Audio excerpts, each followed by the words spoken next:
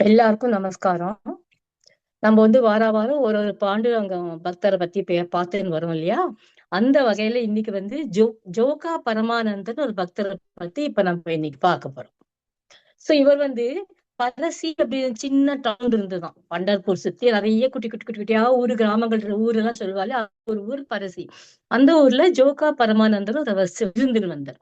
அவர் பரம ஏழை. ஆனாலும் பயங்கர பக்தி. ரெண்டு ரெண்டு கான்ட்ராஸ்ட். எவ்வளவு கீழே இருந்த அந்த பைனான்சியலா அவ்வளவுக்கு மேல அவரோட பக்தி. அவ்வளோ ஒரு பக்தி பக்தி பண்ணிட்டு இருந்தார்.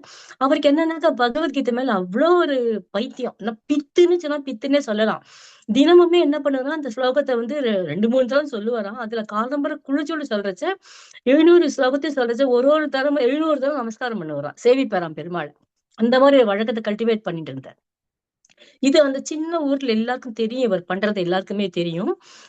அவர் என்ன அவர் பண்றது எல்லாம் பாக்குறதுக்கு எல்லாம் பாப்பாளாம். இது என்ன அதிசயமா இருக்கே! ஒரு நாள் போல சாப்பிடறதுக்கு இருக்கோ இல்லையோ, என்ன இருக்கோ இல்லையோ, இத மட்டும் அவர் தவறாம பண்ணிட்டு இருக்காரு. எல்லாருக்கும் ரொம்ப ஆச்சரியம். எல்லாம் அத பாப்பாளாம். அப்ப இதுல இன்னொரு அதிசயம் என்னன்னாக்கா, இந்த மாதிரி நம்ம எங்கேயுமே பார்த்திருக்க முடியாது. ஒருவேளை அவர் பண்ணிட்டு இருக்கிறது டிஸ்டர்ப் ஆயிடுத்து, இல்ல சரியா பண்ணலன்னு அவருக்கே மனசு பட்டுது வச்சுக்கோங்க. யாரையோ பார்த்துட்டு இருக்கிறது இல்ல சரியாவே பண்ணலன்னு அவருக்கு மனசு பட்டுதுன்னா, தனக்கு தானே பனிஷ்மெண்ட் கொடுத்துக்கிறான். ஒரு ஒரு நாளைக்கு ஒரு ஒரு என்னைக்கு பண்ணலையோ அன்னைக்கு தனக்கு தானே ஒரு மாதிரி பனிஷ்மெண்ட். கண்ண மூடி இன்னைக்கு என்ன மாதிரி பனிஷ் பண்ணிக்கலாம் அப்படின்ட்டு. சோ அதுல அடுத்த வாட்டி அதை பண்ணாம இன்னும் ஜாகிரதையா இருப்போமே அப்படின்ட்டு. இது வேற இன்னொரு அதிசயம் அந்த ஊருக்கார அளவுக்கு. இப்படி கூட நடக்குமா சார்? இவ்வளவு பக்தி சித்தியா பண்றாரே, ஒரு நாள் மறந்து போனா மன்னிப்பு கேட்டுட்டு ஆயிடுச்சு, அதுக்கு தண்டனை கொடுத்துக்கணுமா? அப்படியே எல்லாருக்கும் அவ்வளவு ஆச்சரியம். பார்த்துட்டே இருப்பாளாம். ரொம்ப போர்லாம் அன்னன்னைக்கு ஏதாவது பிக்ஷை எடுத்து அதுல வர சாப்பாடு வச்சு சாப்பிட்டு இருப்பாரு. அவரும் ஒரு ஒய்ஃபும் இருந்துட்டு இருக்கா.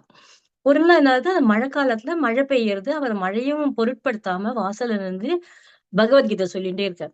ஒரு ஒரு தடவை விழுந்து நமஸ்காரம் பண்ணி சேவிச்சு சேவிச்சு எழுந்துருவா. என்ன தரையில விழுவார் இல்லையா, மழை வேற இல்லையா, அது உடுத்திருந்த இருக்கிற மெல்லிசா ஏதோ ஒரு துணி கட்டிட்டு இருக்காரு பாவம். அதுவும் நல்லா ஈரமாயிடுது. விட்டலா விட்டலா சொல்லிட்டு திருப்பி சேவிப்பார். அப்புறம் பகவத்கீதை சொல்லிட்டு ஒரு ஒரு ஸ்லோகம் சொல்லிட்டு சேவிப்பான். அந்த மாதிரி ஒரு வழக்கத்தை வச்சுட்டு இருக்காரு. இவர் பாதி சேவிச்சு இருக்கிறது என்ன ஆகுது, ஃபுல்லு மழை. அதுல விழுந்து சேவிக்கத்தான் இந்த ட்ரெஸ் எல்லாம் சேரும் சகதியும் ஈரமா ஆயிடுறது. அப்ப அந்த வழியா அவர் துணி வியாபாரி போயிட்டு இருந்தாராம். துணியெல்லாம் அழகா கவர் வித்துட்டு இருக்கல, மழை வந்துடுத்து எப்படியோ கிடுகிடுன்னு போனமேட்டு துணியெல்லாம் காப்பாத்தணுமேனு அழகா ஒரு துணியெல்லாம் ஈரமாகாம அதை கட்டி வச்சுன்னு பொட்டி வச்சுன்னு போயிட்டு இருக்கான். அவருக்கு இவரை பார்த்த உடனே இவரை பாக்குறாரு. இவ்வளவு ஈரத்தோட இவ்வளவு ஸ்ரத்தையா பூஜை பண்றாரே, பெருமாள் விழுந்து சேவிக்கிறே, இது என்ன, இது இந்த மாதிரி நான் எங்கேயுமே பார்த்தது இல்லைன்னு எனக்கு ஒரே ஆச்சரியம். அவர் என்ன மழைய குளிர்ல இவர் நடுங்கின்னு இருக்காரு பாவம். இப்படி இருக்கச்சு என்ன ஆகுது, அந்த அந்த அந்த வியாபாரி அவரை மொள்ள தட்டிட்டு தன்னோட பொட்டி மொள்ள திறந்து கொடையை பிடிச்சிட்டு ஒரு பட்டு துணி எடுத்து இதை நீ கட்டி சேவிச்சுன்னு பெருமாளுக்கு பூஜை பண்ணுப்பா, எந்திரிக்கு உள்ள கஷ்டப்பட்டு ஈரத்தோடய பண்ணா பண்ணா உடம்புக்கு ஆகாது இல்லையா அப்படின்னு சொல்லிட்டு நல்ல ஒரு துணி வஸ்திரம் கொடுக்குறாராம். அப்புறம் அதை வாங்கி வேண்டாம் வேண்டாம்னு சொன்னா, அவர் வேண்டாம்னு சொல்றத கேட்காம இந்த மாதிரி ஈழத்துல பண்ணா அவனுக்கு உடம்புக்கு ஆகாது, உன்னோட விட்டலனுக்கோசமே நீ கட்டிக்கோ, அவனை தானே நீ பண்ற, அந்த பாண்டுரங்க பெருமாள் கிருஷ்ணன் தானே பண்ற, அவனுக்கோசம் கட்டின்னு பண்ணுன்ட்டு துணியை கொடுக்குறேன். சரி, தட்ட முடியாம நிர்பந்தத்துல என்ன பண்ற, சரி இவ்வளவு கொடுக்கறானேன்னு பிளண்டா சொல்லவும் முடியல, மாட்டேன்னு. அவர் என்ன பண்ற, வாங்கி கட்டிக்கிறது. கட்டிட்டு என்ன பண்ற, திருப்பி பழையபடி பண்ண ஆரம்பிக்கிறார். ஸ்லோகம் சொல்றது, நமஸ்காரம் சேவிக்கிறது. ஆனா இப்ப என்ன ஆயிடுறது, நல்ல துணியை கட்டிட்டு இருக்காரு இல்லையா, அதனால மனசு அந்த துணி மேல விடுறது. ஐயோ, இந்த எனக்கோசரம் இவ்வளவு கஷ்டமான ஒரு விலையை துணியை கொடுத்திருக்காரு, இவர் துணி பாழாக கூடாது, இந்த துணி அசிங்கமாயிடக்கூடாது, இதுல சேரு சகதி பட்டா இது வேஸ்டா போயிடுமே, அந்த ஒரு மைண்ட்ல கொஞ்சம் தரையில படாம சேவிக்கிற, கொஞ்சம் எழுந்துக்கிற, திருப்பி பாத்துக்கிறார். ஏன்னா இப்படியே பண்ணி பண்ணியும் 700 தடவை சேவிச்சு முடிச்சு விடுற. இது அத்தனை பேரும் அந்த பாவம் கொடையை பிடிச்சு எல்லாரும் பார்த்துட்டு இருக்கா. இப்படியே நடக்குமா அப்படின்னு பார்த்துட்டு இருக்கா. சரி, இதெல்லாம் ஆனப்புறம் ஒரு நிமிஷம் நிக்கிறாராம். அந்த 700 ஸ்லோகம் சொல்லி சேவிச்ச அப்புறம் அவர் மனசுக்குள்ள ஒரு சின்ன நெருடல். இன்னைக்கு நம்ம சரியா பண்ணல. இன்னைக்கு நம்ம என்ன பண்ணோம், ஒரு ஒரு தடவை கிருஷ்ணாம்போ விட்டலாம்போ பாண்டுரங்காம்போ அப்படி சொல்லி சொல்லி ஸ்லோகம் சேவிக்கிறச்சேன். அப்பப்ப என்ன ஆயிடுத்து, என் மனசு துணி மேல போயிடுது.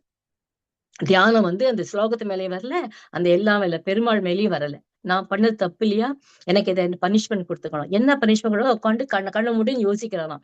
இதுக்குள்ளே மழை ஒரு மாதிரி கொஞ்சம் அடங்குறது. அவர் வைஃப் வெளில பாக்குறா. இவரை கூப்பெல்லாம் பார்த்தா இவர் என்ன சொல்லியும் அசங்கவே அப்படியே அந்த தியானத்துல என்ன பண்றதுங்கிற யோசனையில இருக்க. கொஞ்ச நாள் கழிச்சு முழிச்சு பாக்குற, எதிர்க்க ஒரு குடியானவன் வந்துட்டு இருக்கான். அவன் தன்னோட எருதெல்லாம் எடுத்துட்டு உழவரத்துக்கு போயிட்டு இருக்கான். தன் நிலத்துக்கு போயிட்டு இருக்கான். அவனை பார்த்தோம், அதுக்கு ஏதோ தோன்றது. அவள கூட்டி அவன் என்ன பண்றான், இவர பார்த்துட்டு இவர் துணியே பார்க்குறான். இவர் இவ்ளோ ஏழை, இவருக்கு எங்க இவ்ளோ ஒரு காஸ்ட்லி வஸ்திரம் கிடைச்சதுன்னு பார்த்துட்டு இருக்கான்.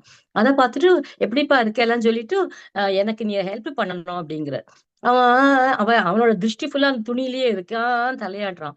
இவ சொல்றது, "இந்த துணி ரொம்ப பிடிச்சிருக்கு இல்லையா உனக்கு? நான் உனக்கு இத குடுக்குறேன். ஆனா நீ எனக்கு பதிலுக்கு எனக்கு ஹெல்ப் பண்ணணும்" அப்படிங்கிற. அவன் "இதான் வேணா பண்றேன். சொல்லுங்க நான் உங்களுக்கு ஹெல்ப் பண்றேன்." அவன் சொல்றான், "அந்த 2 எழுதுல ஒரு எழுத இழுத்துட்டு அந்த இடத்துல எண்ணெய் கட்டு, அந்த இத வச்சு நுகத்தடி வச்சு எண்ணெய் கட்டி, நான் இன்னைக்கு இவனோட நிலத்த உழப் போறேன். ஏன்னா நான் இங்க தப்பு காரியம் பண்ணிட்டேன்." அப்படின்னு அவனுக்கு ஒண்ணுமே ரொம்ப பயந்து போயிட்டான். ஐயோ! இந்த மாரிலாம் யாராம் பண்ண முடியுமானாக்க, இதெல்லாம் அந்த எல்லாம் தேர் ஆல் விட்னஸிங். அந்த ஊர்ல இருக்கிறவலாம் இத பார்த்துட்டு இருக்கா. அப்புறம் அவன் வாக்கு குடுத்துட்டானே! அதனால அவன் மீற முடியல. அவர வந்து நிக்க வச்சு நுகத்தடி வச்சு அவரே எருதுக்கு பக்கத்துல கட்டுறான். உழ ஆரம்பிக்கிறான். அவருக்கு பாவம் ரொம்ப ஒரு மாரி வந்து வீக் கான்ஸ்டிடியூஷன். பெரிய ஒண்ணு வயிறு ரொம்ப சாப்பாடு, போஷாக்கான சாப்பாடு அவர் சாப்பிட்டது இல்ல. உடம்பு கொஞ்சம் வீக்கா தானே இருக்கும். அதுவும் இந்த மழையில நனைஞ்சிருக்க வேற, குளிர் வேற, கீழலாம் ஒரே சகதி வேற. சாதாரண நிலமா இருந்தாலே கஷ்டம். அது மழை வந்த நிலம் எப்படி இருக்கும்? அவர் அதோட போறார். அந்த எருது போறதுக்கு அதுக்கு சரியா இவரால அந்த பேட்சப் பண்ண முடியல. அந்த ஸ்பீடுக்கு சரியா ஈடு கொடுக்க முடியல. தடுக்கி விழறாரு. இங்க அடிபடுறது, கீழ வந்து கொஞ்சம் சின்ன சின்ன கல்லெல்லாம் இருக்கும் இல்லையா? அடிபடுறது. அப்படியும் பாவம் சமாளிக்காம போறார். அவனுக்கு கண்ல ரத்தமே வருது. அந்த குடியாரனுக்கு நம்ம எவ்வளவு நம்ம பெரிய பாவம் பண்ணிட்டோமோன்னு அவனுக்கு தோன்றது. இப்படியே போயிட்டே இருக்க ஒரு இடத்துல தடால விழுந்து இவர் எழுந்துக்கிறதுக்குள்ளயும் அந்த எருது பாட்டுக்கு போறது. இவர் பாட்டுக்கு சகதியில இழுத்துன்னு போய் எங்கெங்கேயோ தாறுமாறா அடிபட்டு மயக்கமாயிடுறாரு. மயக்கமாயி அந்த மயக்கம் தெளிஞ்சு அவர் கண்ண மொள்ள தொறக்கச்சு பார்த்தானாக்க, அவர் விட்டலன் மடியில இருக்காரு. வீட்ல வந்து எப்படி ஓ! இருக்க? ஜோக்கா பரமானந்தா உடம்பு வலிலாம் குறைஞ்சதா? அப்ப ஐய்யய்யோ! விட்டலா விட்டலான்னு கை கூப்புறாரு. அப்ப என்ன நீ பண்ற? என்ன வந்து தூக்கி மடியில வச்சுட்டு இருக்கியா?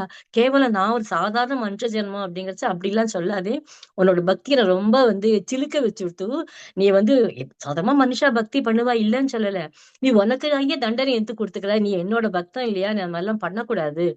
அப்படின்னு சொல்லிட்டு அவர வந்து ஆசுவாசப்படுத்தி, அவருக்கு சரி பண்ணி, அவர நல்லபடியா ஆக்கி அனுப்புறான். இது அத்தனையும் பார்த்து எல்லாருக்குமே அந்த அவர துணிய அவரு குடுத்து விடுறார்.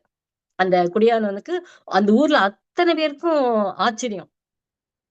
அப்புறம் என்ன பண்ண கேட்கணுமா? அப்புறம் விட்டலன் பார்த்தப்புறம் விட்டலன் மறைஞ்சு போனப்புறம் அந்த மண் தரையில அந்த சேறு சகதியில ஏறி விட்டலா குதிச்சு பாடுற. அவர பாடினத பார்த்து எல்லாருக்கும் புரிஞ்சுடுத்து. இவாளுக்கு ஏதோ ஒரு தரிசனம் கிடைச்சிருக்கு இவருக்குன்னுட்டு, அந்த சுத்துப்பட்டா இருக்கிற மொத்த பேரும் சேர்ந்து அவரோட சேர்ந்து விட்டலான்னு பாடினாளாம். இப்ப நம்பளும் அவளோட சேர்ந்துட்டு விட்டலான்னு சொல்லலாமா? ஜெய் விட்டலா! அப்புறம் அடுத்த வாரம் இன்னொரு கதையோட உங்கள எல்லாரும் சந்திக்கிறேன். Thank you.